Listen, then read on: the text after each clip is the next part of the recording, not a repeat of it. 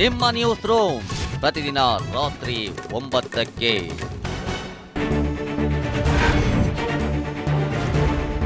Corona virus ಪಾಲಿಗೆ ರಾಜಧಾನಿ Bengaluru corona hotspot ಆಗಿದೆ. ಪ್ರತಿನಿತ್ಯ 2000 ಸಂಖ್ಯೆಯಲ್ಲಿ ಸೋಂಕಿತರು ಪತ್ತೆಯಾಗ್ತಿದ್ದು, ಇವತ್ತು ಸಹ 2298 ಜನರಿಗೆ ಕೊರೋನಾ ವೈರಸ್ ಅಟ್ಯಾಕ್ ಆಗಿರುವ ಸಾಧ್ಯತೆ ಇದೆ. ಪೂರ್ವ ವಲಯದಲ್ಲಿ 491, ಪಶ್ಚಿಮ ವಲಯದಲ್ಲಿ 407, ದಕ್ಷಿಣ ವಲಯದಲ್ಲಿ 401, ಮಹದೇವಪುರದಲ್ಲಿ 198, ಆರ್ಆರ್ ನಗರ ವಲಯದಲ್ಲಿಂದು 160 ಜನರಿಗೆ ಸೋಂಕು ತಗುಲಿರುವ ಸಾಧ್ಯತೆ ಇದೆ.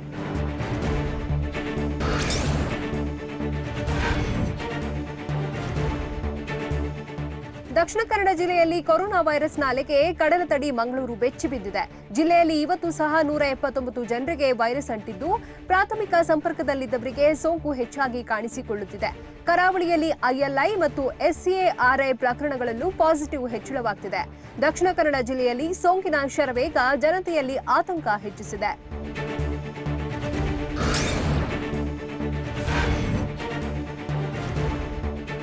ಮೈಸೂರು ಜಿಲ್ಲೆಯಲ್ಲಿ ಕೊರೋನಾ ವೈರಸ್ ದಿನದಿಂದ ದಿನಕ್ಕೆ ಬೊಬ್ಬಿರಿಯುತ್ತಲೇ ಇದೆ.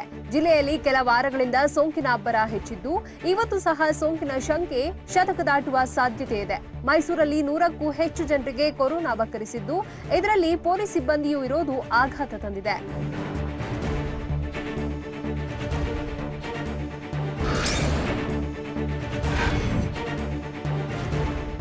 ಹಾವೇರಿ ಜಿಲ್ಲೆಯಲ್ಲಿ ಕೊರೋನಾ ವೈರಸ್ನ ರಣಕೇಕೆ ನಿಲ್ಲುತ್ತಲೇ ಇಲ್ಲ. ಇವತ್ತು ಜಿಲ್ಲೆಯಲ್ಲಿ 57 ಜನರಿಗೆ ಕೊರೋನಾ ಸೋಂಕು ಸಾಧ್ಯತೆ ಇದ್ದು, ರಾಣೆಬೆನ್ನೂರು ತಾಲೂಕಿನಲ್ಲಿ 20, ಹಾವೇರಿ ತಾಲೂಕಿನಲ್ಲಿ 8 ಜನರಿಗೆ ಸೋಂಕು ಶಂಕೆ ವ್ಯಕ್ತವಾಗಿದೆ. ಹಿರೇಕೆರೂರು ಮತ್ತು ಬ್ಯಾಡಗಿ ತಾಲೂಕಿನಲ್ಲಿ ತಲಾ 5 ಜನರಿಗೆ ಸೋಂಕು ಬಂದರೆ, ಜಿಲ್ಲೆಯಲ್ಲಿ ಕೊರೋನಾ ಸೋಂಕಿತರ ಸಂಖ್ಯೆ ಈಗಾಗಲೇ 602ಕ್ಕೆ ಏರಿಕೆಯಾಗಿದೆ.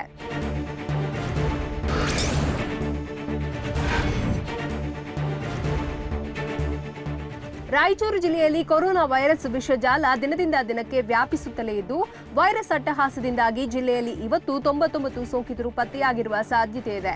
ರಾಯಚೂರು 71, ಲಿಂಗಸಗೂರು 10, ದೇವದುರ್ಗ 8, ಸಿಂಧನೂರು 4, ಮಾನವಿಯಲ್ಲಿ 6 ಜನರಿಗೆ ಕೊರೋನಾ ದೃಢವಾಗಿದ್ದು, ಜಿಲ್ಲೆಯಲ್ಲಿ ಕೊರೋನಾ ಸೋಂಕಿತರ ಸಂಖ್ಯೆ 1494ಕ್ಕೆ ಏರಿಕೆಯಾಗಿದೆ.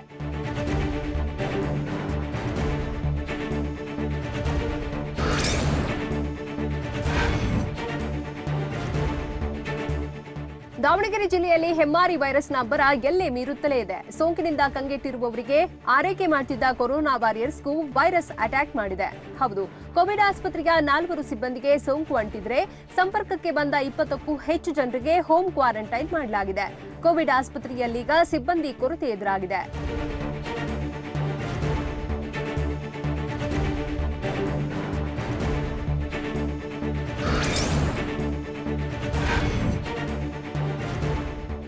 ಶಿವಮೊಗ್ಗ ಜಿಲ್ಲೆ ದಿನದಿಂದ ದಿನಕ್ಕೆ ಕೊರೋನಾ ನಾಡಾಗ್ತಿದೆ. ಜಿಲ್ಲೆಯಲ್ಲಿ ಇವತ್ತು ಸಹ 84ಕ್ಕೂ ಹೆಚ್ಚು ಜನರಿಗೆ ವೈರಸ್ ಅಟ್ಯಾಕ್ ಆಗಿದ್ದು, ಆತಂಕ ಹೆಚ್ಚಿಸಿದೆ. ಶಿವಮೊಗ್ಗದಲ್ಲಿ 50, ಶಿಕಾರಿಪುರ 38, ಭದ್ರಾವತಿ 19, ಸಾಗರ 6, ಸೊರಬ 7, ತೀರ್ಥಹಳ್ಳಿಯ 3 ಸೋಂಕು ಶಂಕೆ ವ್ಯಕ್ತವಾದರೆ, ಹೊರಜಿಲ್ಲೆಯ 3 ಕೊರೋನಾ ಬಂದಿದ್ದು ಆತಂಕ ಹೆಚ್ಚಿಸಿದೆ.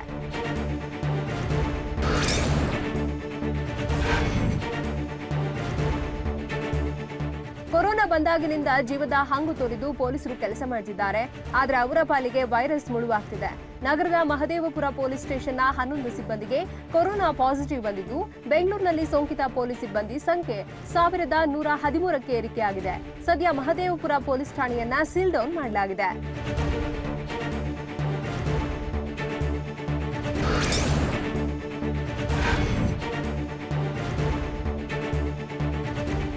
ಕಲಬುರಗಿ ಜಿಲ್ಲೆಯಲ್ಲಿ ಹೆಮ್ಮಾರಿ ವೈರಸ್ ನಾಗಾಲೋಟ ಇನ್ನೂ ನಿಂತಿಲ್ಲ. ಜಿಲ್ಲೆಯಲ್ಲಿ ಇವತ್ತು ಸಹ ಸೋಂಕಿತರ ಸಂಖ್ಯೆ ಹಾಫ್ ಸೆಂಚುರಿ ಬಾರಿಸುವ ಸಾಧ್ಯತೆ ಇದ್ದು, 50ಕ್ಕೂ ಹೆಚ್ಚು ಜನರಿಗೆ ಸೋಂಕು ಹರಡುವ ಶಂಕೆ ವ್ಯಕ್ತವಾಗಿದೆ. ಜಿಲ್ಲೆಯಲ್ಲಿ ದಿನೇ ದಿನೇ ಸೋಂಕು ಹೆಚ್ಚಾಗುತ್ತಲೇ ಇದ್ದು, ಇಲ್ಲಿವರೆಗೂ ಸೋಂಕಿತರ ಸಂಖ್ಯೆ 3370ಕ್ಕೆ ಏರಿಕೆಯಾದಂತಾಗಿದೆ.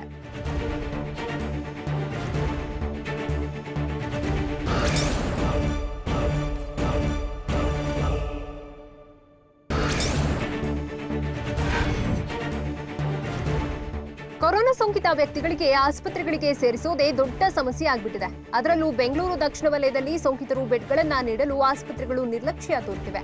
ಹೀಗಾಗಿ ಬೆಡ್ಗಳನ್ನು ನೀಡದ 8 ಆಸ್ಪತ್ರೆಗಳಿಗೆ ಕಾರಣ ಕೇಳಿ ನಾಳೆ ನೋಟಿಸ್ ನೀಡಿ ಕ್ರಮ ಕೈಗೊಳ್ಳುತ್ತೇವೆ.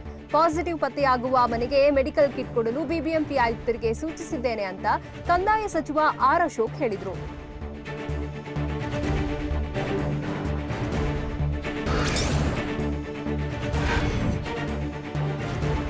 ಬೆಂಗಳೂರಿನಲ್ಲಿ ಕೊರೋನಾ ಸೋಂಕಿತರು ಏರಿಕೆಯಾಗ್ತಿದ್ದು ವಾರಿಯರ್ಸ್ಗಳಾಗಿರೋ ಪೊಲೀಸರಿಗೂ ಕುತ್ತು ಬಂದಿದೆ. ಹೀಗಾಗಿ ಆನ್ಲೈನ್ ಮೂಲಕ ಪೊಲೀಸಿಂಗ್ ಮಾಡಲು ರಾಜ್ಯ ಪೊಲೀಸ್ ಇಲಾಖೆ ನಿರ್ಧರಿಸಿದೆ. ಇನ್ನು ಮುಂದೆ ಸಿಂಧು ವೆಬ್ಸೈಟ್ ಮೂಲಕ ಆನ್ಲೈನ್ನಲ್ಲಿ ವೆರಿಫಿಕೇಶನ್ ಮಾಡಲಾಗುತ್ತೆ. ವೀಸಾ ವೆರಿಫಿಕೇಶನ್, ಕಂಪನಿಗಳ ಪೊಲೀಸ್ ವೆರಿಫಿಕೇಶನ್ ಸೇರಿದ ವಿವಿಧ ವೆರಿಫಿಕೇಶನ್ಗಳು ಆನ್ಲೈನ್ನಲ್ಲೇ ನಡೆಯಲಿದೆ ಅಂತ ಡಿಜಿ ಅಂಡ್ ಐಜಿಪಿ ಟ್ವೀಟ್ ಮಾಡಿದ್ದಾರೆ.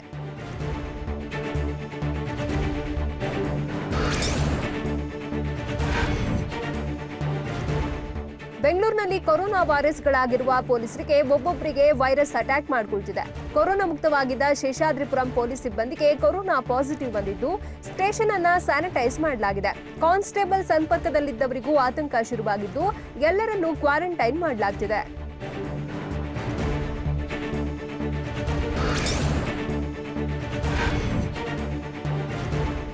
ಕೊರೋನಾ ರೋಗಿಗಳಿಗೆ ಪ್ರೀತಿ ಅವಶ್ಯಕತೆ ಇದೆಯೇ ಹೊರತು ಭೀತಿಯಲ್ಲ ಅಂತ ಪ್ರವಾಸೋದ್ಯಮ ಸಚಿವ ಸಿಟಿ ರವಿ ಹೇಳಿದ್ದಾರೆ.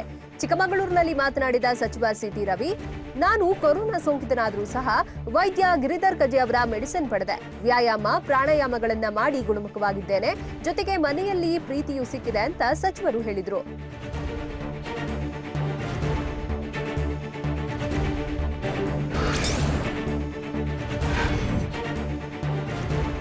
ಬೀದರ್ ಜಿಲ್ಲೆಯಲ್ಲಿ ಕೊರೋನಾ ಅಬ್ಬರ ಹೆಚ್ಚಾಗ್ತಿದ್ದು ಸೋಂಕಿತರನ್ನ ಜಿಲ್ಲೆಯ ಕೋವಿಡ್ ವಾರ್ಡ್ಗೆ ಸೇರಿಸಲಾಗಿದೆ.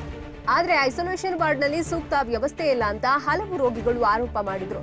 ಇದರ ಬೆನ್ನಲ್ಲೇ ಐಸೋಲೇಷನ್ ವಾರ್ಡ್ಗೆ ಡಿಸಿಆರ್ ರಾಮಚಂದ್ರನ್ ಭೇಟಿ ನೀಡಿ ಪರಿಶೀಲನೆ ನಡೆಸಿದ್ರು. ಮಾತ್ರವಲ್ಲ, ರೋಗಿಗಳ ಜೊತೆ ಮಾತುಕತೆ ನಡೆಸಿದ್ರು.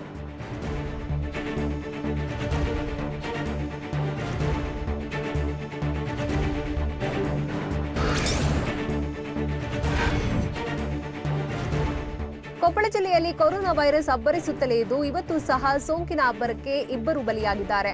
ಕೊಪ್ಪಳ ಜಿಲ್ಲೆ ಕಾರಟಗಿಯ 70 ವರ್ಷದ ವೃದ್ಧೆ ಮತ್ತು ಕೊಪ್ಪಳ ನಗರದ 49 ವರ್ಷದ ವ್ಯಕ್ತಿ ಕೊರೋನಾ ಸೋಂಕಿನಿಂದ ಬಳಲುತ್ತಿದ್ದರು. ಚಿಕಿತ್ಸೆ ಫಲಕಾರಿಯಾಗದೆ ಕೋವಿಡ್ ಆಸ್ಪತ್ರೆಯಲ್ಲಿ ಪ್ರಾಣ ಕಳೆದುಕೊಂಡಿದ್ದಾರೆ.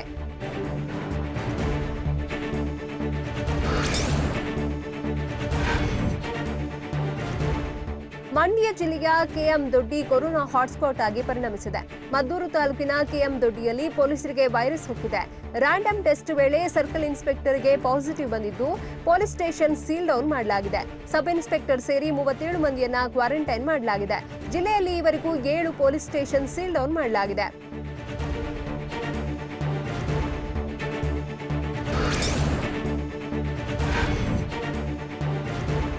ಕೊರೋನಾ ವೈರಸ್ ಬಂದ್ರೆ ಸಾಕು, ಸೋಂಕಿತ ಮತ್ತು ಸೋಂಕಿತನ ಕುಟುಂಬವನ್ನ ನಿಕೃಷ್ಟವಾಗಿ ನೋಡಲಾಗುತ್ತೆ. ಹಾಸನ ಜಿಲ್ಲೆ ಅರಕಲಗೂಡು ತಾಲೂಕಿನ ಗ್ರಾಮದಲ್ಲಿ ಸೋಂಕಿತನ ಕುಟುಂಬಕ್ಕೆ ಗ್ರಾಮಸ್ಥರೇ ಕಿರುಕುಳ ನೀಡಿದ್ದಾರೆ. ಅಗತ್ಯ ವಸ್ತುಗಳನ್ನ ತರಲು ಹೋದಾಗ ನಿಂದಿಸಿದ್ದು ಇದನ್ನ ಸೋಂಕಿತ ಯುವಕ ವಿಡಿಯೋ ಮಾಡಿ ಅಳಲು ತೋಡಿಕೊಂಡಿದ್ದಾನೆ.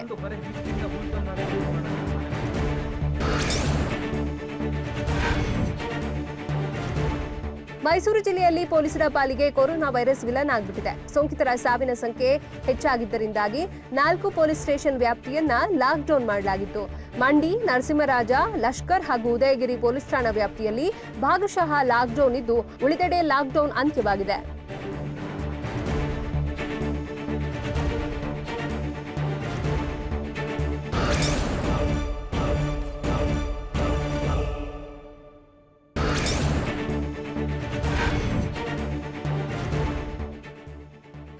ರಾಜ್ಯ ರಾಜಧಾನಿಯಲ್ಲಿ ಕೊರೋನಾ ವೈರಸ್ ಅಬ್ಬರಿಸಿ ಬೊಬ್ಬಿರಿತಾನೆ ಇದೆ. ಬೆಂಗಳೂರಿನಲ್ಲಿ ಕೊರೋನಾ ಸೋಂಕಿತರ ಸಂಖ್ಯೆ ಏರಿಕೆಯಾಗ್ತಾನೆ ಇದ್ದು ಮೃತಪಟ್ಟವರ ಸಂಖ್ಯೆಯು ದುಪ್ಪಟ್ಟಾಗ್ತದೆ. ಇದರಲ್ಲಿ ಐಎಲ್ಐ ಮತ್ತು ಸಾರಿಯಿಂದಲೇ ಸೋಂಕಿತರು ಹೆಚ್ಚಾಗಿ ಮೃತಪಟ್ಟಿದ್ದಾರೆ. ಗಂಭೀರ ಕಾಯಿಲೆಗಳಿಂದ ಬಳಲ್ತಾ ಇರುವವರಿಗೆ ಕೊರೋನಾ ಬಂದರೆ ಹೆಚ್ಚು ಹೊಡೆತ ಕೊಡ್ತಾ ಇದ್ದು ರ್ಯಾಪಿಡ್ ಟೆಸ್ಟ್ಗೆ ಬಿಬಿಎಂಪಿ ಮುಂದಾಗಿದೆ.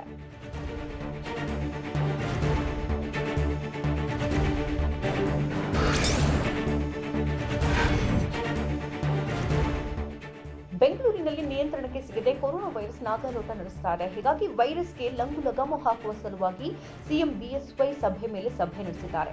ಬಿಬಿಎಂಪಿ ದಕ್ಷಿಣ ವಲಯ ಉಸ್ತುವಾರಿ ಸಚಿವ ಆರ್ ಅಶೋಕ್ ಮತ್ತು ಅಧಿಕಾರಿಗಳ ಜೊತೆ ಸಿಎಂ ಗೃಹ ಕಚೇರಿ ಕೃಷ್ಣಾದಲ್ಲಿ ಬಿಎಸ್ವೈ ಸಭೆ ನಡೆಸಿದ್ರು. ಸೋಂಕು ನಿಯಂತ್ರಣದ ಬಗ್ಗೆ ಕೆಲ ಸೂಚನೆಗಳನ್ನು ಸಿಎಂ ಕೊಟ್ಟರು.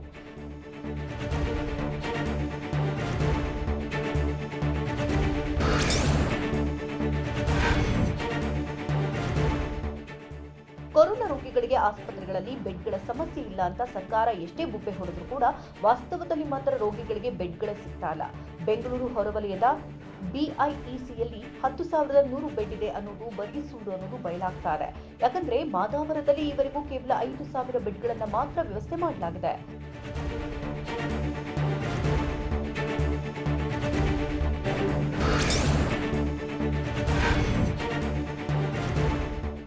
ಕೊರೋನಾ ರೋಗಿಗಳಿಗೆ ಬೆಡ್ಗಳನ್ನು ನೀಡಬೇಕು ಅಂತ ಖಾಸಗಿ ಆಸ್ಪತ್ರೆಗಳಿಗೆ ಸರ್ಕಾರ ಸೂಚಿಸಿದ್ರೂ ಕೂಡ ಖಾಸಗಿಯವರು ಅಟ್ಟಹಾಸ ಮೆರೆದಿದ್ದಾರೆ. ಇದರಿಂದ ಎಚ್ಚೆತ್ತಂತಹ ಸಚಿವ ಭೈರತಿ ಬಸವರಾಜ್ ಏಕಾಏಕಿ ಖಾಸಗಿ ಆಸ್ಪತ್ರೆಗಳಿಗೆ ಭೇಟಿ ನೀಡಿ ಪರಿಶೀಲನೆ ನಡೆಸಿದ್ರು. ಬೆಡ್ಗಳ ಕೊರತೆ ಬಗ್ಗೆ ಸುಳ್ಳು ಮಾಹಿತಿ ನೀಡಿದ ಖಾಸಗಿ ಆಸ್ಪತ್ರೆಗೆ ಭೇಟಿ ನೀಡಿದ ಸಚಿವರು 50% ಬೆಡ್ ಕೊಡಲೇಬೇಕು, ಬೆಡ್ ಕೊಟ್ಟಿದ್ರೆ ಸೀಲ್ ಡೌನ್ ಮಾಡಿ ಅಂತ ಅಧಿಕಾರಿಗಳಿಗೆ ತಾಕೀತು ಮಾಡಿದ್ರು.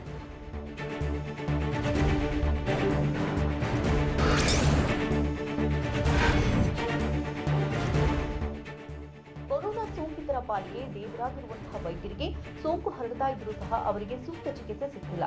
ಹೌದು, ಬೊಮ್ಮನಹಳ್ಳಿ ಆರೋಗ್ಯಾಧಿಕಾರಿಯ ತಂದೆ, ತಾಯಿ ಹಾಗೂ ಮಾವ ಮೂವರು ಕೊರೋನಾಗೆ ಬಲಿಯಾಗಿದ್ದಾರೆ. ವೈದ್ಯರ ಕುಟುಂಬಸ್ಥರಿಗೆ ಸೂಕ್ತ ಚಿಕಿತ್ಸೆ ಕೊಡದೇ ಇದ್ದಕ್ಕೆ ಸರ್ಕಾರದ ಬಗ್ಗೆ ಆಕ್ರೋಶ ವ್ಯಕ್ತವಾಗಿದೆ.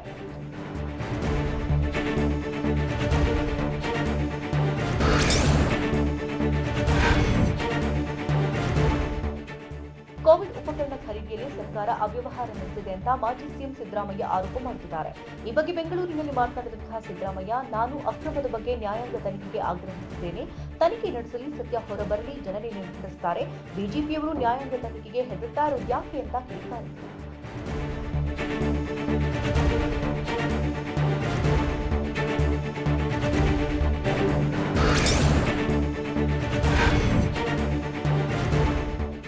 ಕೊರೋನಾದಿಂದಾಗಿ ಉದ್ಯೋಗಿಗಳಿಗೆ ಕುತ್ತು ಬಂದೊದಗಿದೆ. ಅದರಲ್ಲೂ ರೈಲ್ವೆ ಸಂಚಾರ ಇಲ್ಲದ ಕಾರಣ ರೈಲ್ವೆ ನಿಲ್ದಾಣಗಳಲ್ಲಿ ಕೂಲಿಗಳಾಗಿರುವವರು ಕೆಲಸವಿಲ್ಲದೆ ಆರ್ಥಿಕ ಸಂಕಷ್ಟಕ್ಕೆ ಸಿಲುಕಿದ್ದಾರೆ.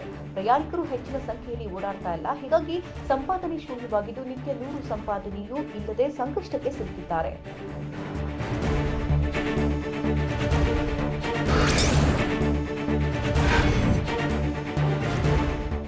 ಕೊರೋನಾ ವೈರಸ್ನಿಂದಾಗಿ ಬೆಂಗಳೂರಿನಲ್ಲಿ ಗರ್ಭಿಣಿಯರ ಪಾಡು ಹೇಳತೀರದಂತಾಗಿದೆ.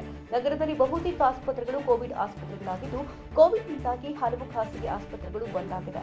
ಹೀಗಾಗಿ ಬಿಬಿಎಂಪಿ ಹೆರಿಗೆ ಆಸ್ಪತ್ರೆಗಳಿಗೆ ಡಿಮ್ಯಾಂಡ್ ಹೆಚ್ಚಿದ್ದು, ಪ್ರತಿ ತಿಂಗಳು 700 ರಿಂದ 1,500 ಹೆರಿಗೆ ಕೇಸ್ಗಳು ಬರ್ತಾ ಇದ್ದು ಸಮಸ್ಯೆಯಾಗಿದೆ.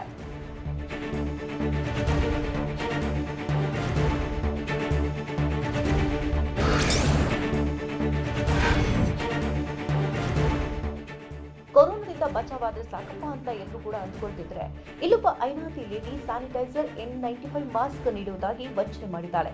ಬೆಂಗಳೂರಿನ ವೈದ್ಯ ಡಾಕ್ಟರ್ ಜೈನ್ ಎಂಬುವರಿಗೆ ನಟಾಲಿನ್ ಎಂಬ ಮಹಿಳೆ 25,000 ರೂಪಾಯಿ ಪಡೆದು ದೋಖಾ ಎಸಗಿದ್ದಾಳೆ. ವೈಟ್ ಫೀಲ್ಡ್ ಸಿಇಎನ್ ಪೊಲೀಸ್ ಠಾಣೆಯಲ್ಲಿ ಪ್ರಕರಣ ದಾಖಲಾಗಿದೆ. ವಂಚನೆಗಾಗಿ ಪೊಲೀಸರು ಬಲೆ ಬೀಸಿದ್ದಾರೆ.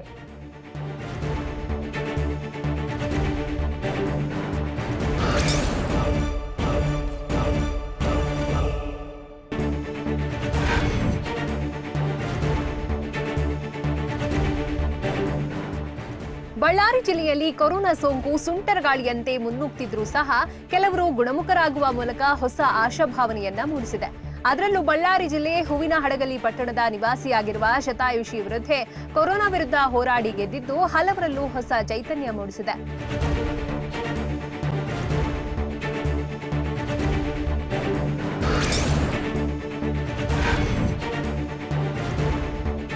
ಕೊರೋನಾ ಪಾಸಿಟಿವ್ ಬಂದವರನ್ನ ರಕ್ಷಣೆ ಮಾಡುವುದೇ ಹರಸಾಹಸವಾಗ್ಬಿಟ್ಟಿದೆ. ಮೈಸೂರಿನ ಅಗ್ರಹಾರದ ರಾಮಾನುಜ ರಸ್ತೆಯ ವಿಳಾಸ ಕೊಟ್ಟಿದ್ದ ಮೂವರು ಕೊರೋನಾ ಸೋಂಕಿತ ವ್ಯಕ್ತಿಗಳು ನಾಪತ್ತೆಯಾಗಿದ್ದಾರೆ. ಹೀಗಾಗಿ ಇವರಿಂದ ಉಳಿದವರಲ್ಲೂ ಆತಂಕ ಸೃಷ್ಟಿಯಾಗಿದೆ. ಕಳೆದ 4-5 ದಿನಗಳಿಂದ ಅವರಿಗಾಗಿ ಹುಡುಕಾಟ ನಡೆಸಿದ್ರೂ ಸಹ ಸೋಂಕಿತನ ಸುಳಿವು ಸಿಕ್ಕಿಲ್ಲ. ತಪ್ಪು ವಿಳಾಸ ನೀಡಿ ಎಸ್ಕೇಪ್ ಆಗಿದ್ದಾರೆ.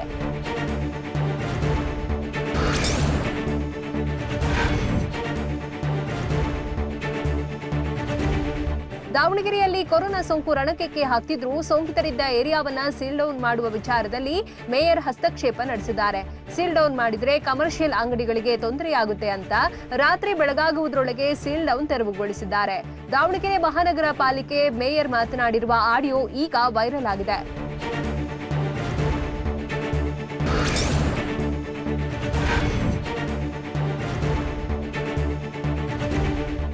ಕುಂದಾನಗರಿ ಬೆಳಗಾವಿಯಲ್ಲಿ ವೈರಸ್ ಅಟ್ಟಹಾಸ ಮೆರೆಯುತ್ತಲಿದ್ದು ರಾಮದುರ್ಗ ಪುರಸಭೆ ಕಚೇರಿಯ 16 ಸಿಬ್ಬಂದಿಗೂ ಸೋಂಕು ವಕ್ಕರಿಸಿಕೊಂಡಿದೆ. ಹೀಗಾಗಿ ಪುರಸಭೆ ಕಚೇರಿಯನ್ನ ಸೀಲ್ ಡೌನ್ ಮಾಡಲಾಗಿದೆ. ಇನ್ನು ಕಟಕೋಳ ಸ್ಟೇಷನ್ನ 3 ಕಾನ್ಸ್ಟೇಬಲ್ ಹಾಗೂ ರಾಮದುರ್ಗ ಕೆಎಸ್ಆರ್ಟಿಸಿ ಘಟಕದ 10 ಸಿಬ್ಬಂದಿಗೂ ಸೋಂಕು ವಕ್ಕರಿಸಿದೆ.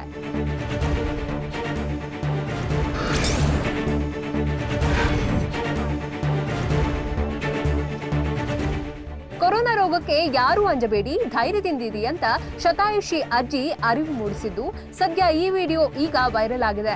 ಬೆಳಗಾವಿ ಜಿಲ್ಲೆ ಬೈಲಹೊಂಗಲ ಪಟ್ಟಣದ ಕಡಬಿ ಗಲ್ಲಿ ನಿವಾಸಿಯಾಗಿರುವ 103 ವರ್ಷದ ಮಲ್ಲಮ್ಮ ಪುರಾಣಿಕ ಮಠ ಕೊರೋನಾಗೆ ಯಾರೂ ಅಂಜಬೇಡಿ, ಧೈರ್ಯದಿಂದಿರಿ, ಸರ್ಕಾರದ ಆದೇಶಗಳನ್ನು ಪಾಲಿಸಿ ಅಂತ ಅಜ್ಜಿ ಹೇಳಿದ್ದಾರೆ.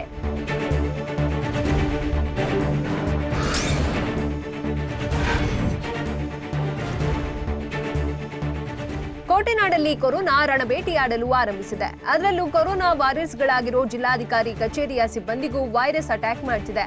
ಚಿತ್ರದುರ್ಗ ಜಿಲ್ಲಾಧಿಕಾರಿಯ ಮತ್ತೋರ್ವ ಆಪ್ತ ಸಹಾಯಕನಿಗೂ ಸೋಂಕು ಬಂದಿದ್ದು ಸದ್ಯ ಡಿಸಿ ಆಫೀಸ್ ಸೀಲ್ ಡೌನ್ ಮಾಡಲಾಗಿದೆ. ಕಚೇರಿಯಲ್ಲಿ ಕೆಲಸ ಮಾಡಿದ್ದ ಅಧಿಕಾರಿಗಳಿಗೆ ಢವಢವ ಶುರುವಾಗಿದೆ.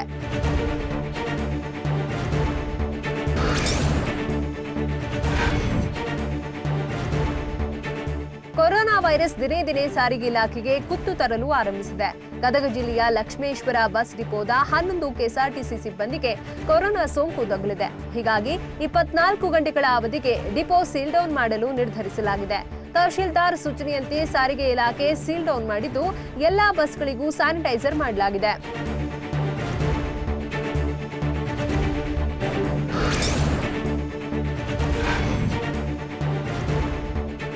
ಕೊರೋನಾದಿಂದಾಗಿ ನಾಗರ ಪಂಚಮಿಗೂ ಕುತ್ತು ಬಂದಿದೆ. ಸಾಮೂಹಿಕ ನಾಗರ ಪಂಚಮಿಗೆ ಅವಕಾಶ ಇಲ್ಲ ಅಂತ ಉಡುಪಿ ಜಿಲ್ಲಾಧಿಕಾರಿ ಜಿ ಜಗದೀಶ್ ಸ್ಪಷ್ಟನೆ ಕೊಟ್ಟಿದ್ದಾರೆ.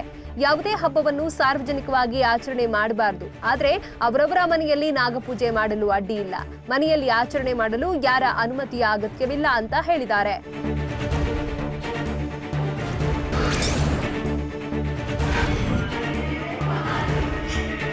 ಕೊರೋನಾ ಸೋಂಕಿತರನ್ನ ಆರೈಕೆ ಮಾಡುತ್ತಿದ್ದ ವಾರಿಯರ್ಸ್ಗಳಿಗೂ ಸೋಂಕು ತಗುಲಿ ಅಟ್ಟಹಾಸ ಮೆರೆಯುತ್ತಿದೆ. ಆದರೂ ಕಿಂಚಿತ್ತೂ ಎದೆಗುಂದದ ವಾರಿಯರ್ಸ್ ಗದಗ ಜಿಮ್ಸ್ ಕೋವಿಡ್ ಆಸ್ಪತ್ರೆಯಲ್ಲಿ ನರ್ಸ್ಗಳು ಕುಣಿದು ಕುಪ್ಪಳಿಸಿದ್ದಾರೆ. ಗದಗದ ಹೆರಿಗೆ ಆಸ್ಪತ್ರೆಯ 3 ನರ್ಸ್ಗಳು ಡ್ಯಾನ್ಸ್ ಮಾಡಿ ಫುಲ್ ಎಂಜಾಯ್ ಮಾಡಿದ್ದು ಕೊರೋನಾ ಬಂದವರೆಲ್ಲ ಸಾಯುವುದಿಲ್ಲ ಅಂತ ಹೇಳಿದ್ದಾರೆ.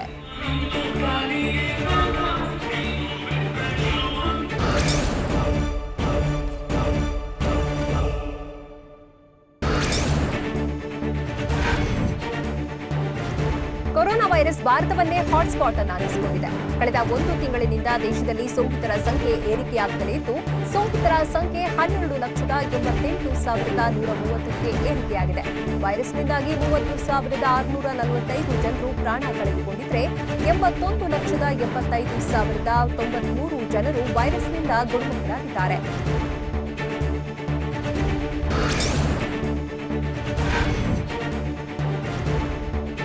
ಪ್ರಸ್ತುತ 43,98,092 ಜನರು ಸೋಂಕಿನಿಂದ ನರಳಾಡ್ತಿದ್ದಾರೆ. ಭಾರತದಲ್ಲಿ ಕ್ರೂರಿ ಕೊರೋನಾದ ಅಬ್ಬರಕ್ಕೆ ಇಡೀ ದೇಶವೇ ತಲ್ಲಣಗೊಂಡಿದೆ. ದೇಶದಲ್ಲಿ ಕೇವಲ 24 ಗಂಟೆಗಳ ಅವಧಿಯಲ್ಲಿ 49,310 ಜನರಿಗೆ ಕೊರೋನಾ ಅಟ್ಯಾಕ್ ಆಗಿದ್ರೆ ಒಂದೇ ದಿನದಲ್ಲಿ ಸೋಂಕಿನಿಂದ 740 ಜನರು ಪ್ರಾಣ ಕಳೆದುಕೊಂಡಿದ್ದಾರೆ. ಕಳೆದ ಕೆಲ ವಾರಗಳಿಂದ 30,000 ಆಸುಪಾಸಿನಲ್ಲಿದ್ದ ಸೋಂಕಿತರ ಸಂಖ್ಯೆ ಈಗ 50,000 ಗಡಿ ಮುಟ್ಟುತ್ತಿದ್ದು ಆತಂಕ ತಂದೊಡ್ಡಿದೆ.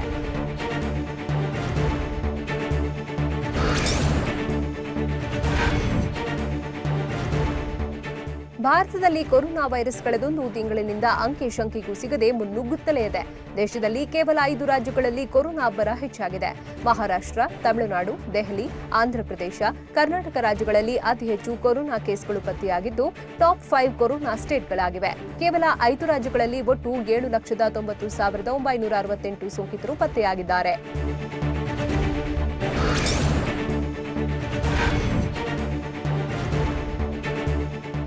ಮದ್ದಿಲ್ಲದೆ ಮನುಕುಲದ ಹುಟ್ಟಡಗಿಸುತ್ತಿರುವ ಕೊರೋನಾ ವೈರಸ್ಗೆ the serum institute of India ಮತ್ತು ಆಕ್ಸ್ಫರ್ಡ್ ಸಹಯೋಗದಲ್ಲಿ ವ್ಯಾಕ್ಸಿನ್ ಪತ್ತೆಗೆ ಮುಂದಾಗಿದೆ. ಆಗಸ್ಟ್ ವೇಳೆಗೆ ಸುಮಾರು 2 ರಿಂದ 3 ಲಕ್ಷ ವ್ಯಾಕ್ಸಿನ್ ಉತ್ಪಾದನೆ ಮಾಡುವುದಾಗಿ ಪುಣೆ ಮೂಲದ ವ್ಯಾಕ್ಸಿನ್ ತಯಾರಿಕಾ ಕಂಪನಿ ಹೇಳಿದೆ. 14 ದಿನಗಳ ಅವಧಿಯಲ್ಲೇ ವ್ಯಾಕ್ಸಿನ್ ಟಿ-ಸೆಲ್ ನಿಯಂತ್ರಿಸಲಿದೆ.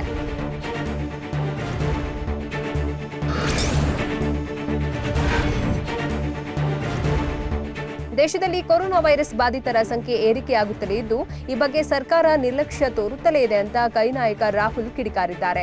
ಚೀನಾದಲ್ಲಿ ವೈರಸ್ ಅಟ್ಟಹಾಸ ಮೆರೆಯುವಾಗ ನಾನು ಈ ಬಗ್ಗೆ ಮೊದಲೇ ಎಚ್ಚರಿಸಿದ್ದೆ. ಆದರೆ ಸರ್ಕಾರ ನನ್ನ ಆರೋಪಗಳನ್ನ ಅಲ್ಲಗಳೆದಿತ್ತು. ಆರ್ಥಿಕ ವ್ಯವಸ್ಥೆಯ ಬಗ್ಗೆಯೂ ನನ್ನ ಮಾತನ್ನ ಕೇಂದ್ರ ಸರ್ಕಾರ ಕಡೆಗಣಿಸಿತ್ತು ಅಂತ ಟ್ವೀಟ್ನಲ್ಲಿ ರಾಹುಲ್ ಗಾಂಧಿ ಆರೋಪಿಸಿದ್ದಾರೆ.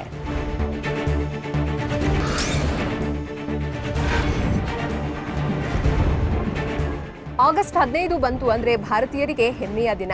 ಪ್ರತಿ ಭಾರತೀಯರು ಸಂಭ್ರಮಿಸುವ ದಿನಕ್ಕೆ ಕೊರೋನಾ ಅಡ್ಡಿಯಾಗಿದೆ. ಧ್ವಜಾರೋಹಣದಂದು ಹೆಚ್ಚು ಜನರು ಸೇರಿದ್ರೆ ಕೊರೋನಾ ಹರಡುವ ಭೀತಿ ಇದೆ. ಹೀಗಾಗಿ ಎಚ್ಚೆತ್ತಿರುವ ಸರ್ಕಾರ ಸ್ವಾತಂತ್ರ್ಯ ದಿನಾಚರಣೆಯಂದು ಹೆಚ್ಚು ಜನರು ಜಮಾಯಿಸದಂತೆ ಮತ್ತು ದೈಹಿಕ ಅಂತರ ಕಾಪಾಡಿಕೊಳ್ಳುವಂತೆ ಎಲ್ಲಾ ರಾಜ್ಯಗಳಿಗೂ ಗೃಹ ಸಚಿವಾಲಯ ಸೂಚಿಸಿದೆ.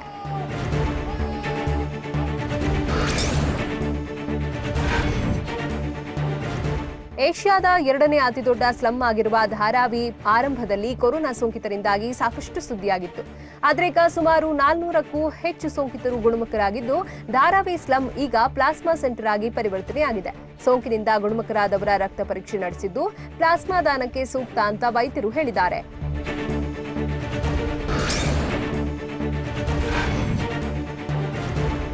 ತೆಲಂಗಾಣ ರಾಜ್ಯದಲ್ಲಿ ಹೆಮ್ಮಾರಿ ರಣಕೇಕೆ ಹಾಕ್ತಿದ್ದು ಸೋಂಕಿತರ ಸಂಖ್ಯೆ 50,000 ದಾಟಿದ್ರೆ ಸಾವಿನ ಸಂಖ್ಯೆ 438ಕ್ಕೆ ಏರಿಕೆಯಾಗಿದೆ.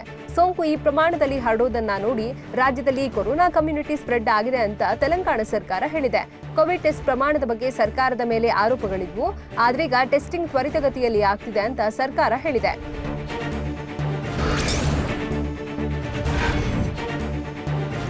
ಆಂಧ್ರಪ್ರದೇಶದಲ್ಲಿ ಕೊರೋನಾ ಸೋಂಕಿತರ ಸಂಖ್ಯೆ 64,713ಕ್ಕೆ ಏರಿಕೆಯಾಗಿದ್ದು ಸೋಂಕಿನಿಂದಾಗಿ 32,127 ಜನರು ಪ್ರಾಣ ಕಳೆದುಕೊಂಡಿದ್ದಾರೆ. ಇನ್ನು ತಿರುಪತಿ ತಿಮ್ಮಪ್ಪನ ಸನ್ನಿಧಿಯಲ್ಲೂ ವೈರಸ್ ಅಟ್ಟಹಾಸ ಮೆರೆದಿದ್ದು 20 ಅರ್ಚಕರು ಮತ್ತು 170 ಟಿಟಿಡಿ ಸಿಬ್ಬಂದಿಗೂ ಸೋಂಕು ಹೋಗಿದೆ. ಹೀಗಾಗಿ ಆನ್ಲೈನ್ನಲ್ಲಿ ಟಿಕೆಟ್ ಬುಕಿಂಗ್ ಮಾಡಿದ್ರೂ ಸಹ ವೈರಸ್ ಭೀತಿಯಿಂದ ಭಕ್ತರು ತಿರುಪತಿಗೆ ಬರುತ್ತಿಲ್ಲ.